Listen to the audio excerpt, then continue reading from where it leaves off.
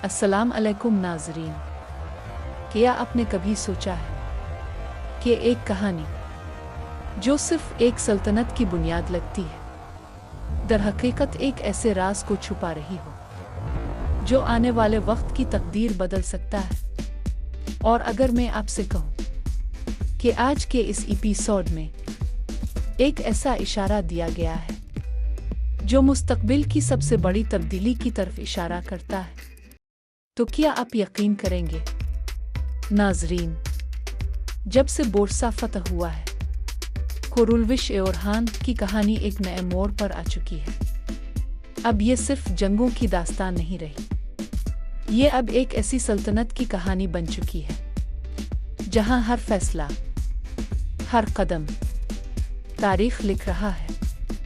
और उसी एपिसोड में हमें एक ऐसा मंजर देखने को मिला जिसने पूरी कहानी को हिलाकर रख दिया।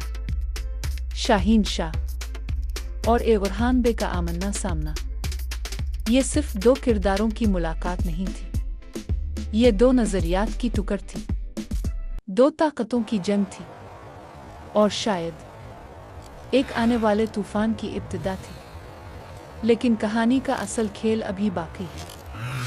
एक ऐसा किरदार जो कभी दुश्मन था, एस्पोर्चा, अब वो उस्मानियों के कैंप का हिस्सा बन चुकी है। लेकिन सवाल ये है, क्या ये वफादारी सच्ची है? आइए, एक नया धोखा है जो वक्त आने पर सामने आएगा।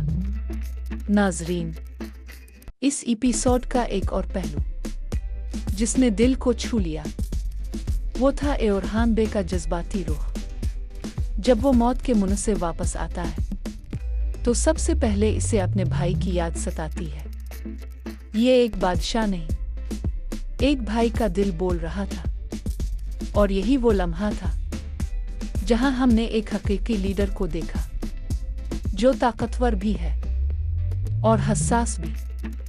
लेकिन हर कहानी में कुछ कमी भी होती है। अलाउद्दीन के वापस आने का मंजर मजीद मजबूत हो सकता था। सोचिए, अगर इस लम्हे में बाला खातून का साया दिखाया जाता, एक माँ की मोहब्बत का एहसास, तो ये मंजर सिर्फ एक सीन नहीं रहता, बल्कि एक जज्बाती तूफान बन जाता। अब आते हैं कहानी के सबसे अहम हिस्से की तरफ, वो राज जो इस एपिसोड में छुपा हुआ है।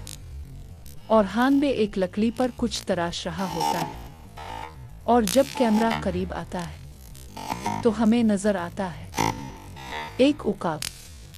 लेकिन ये कोई आम उकाब नहीं, ये सल्जूकी उकाब है।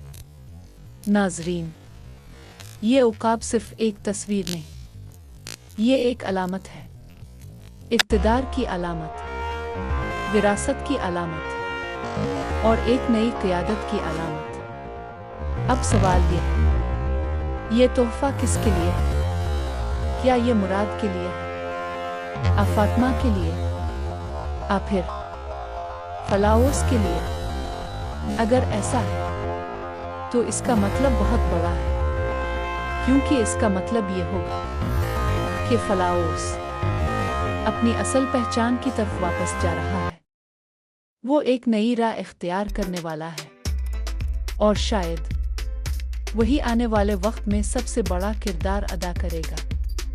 नाजरीन, एक और अहम पहलू, शाहीन शाह का किरदार।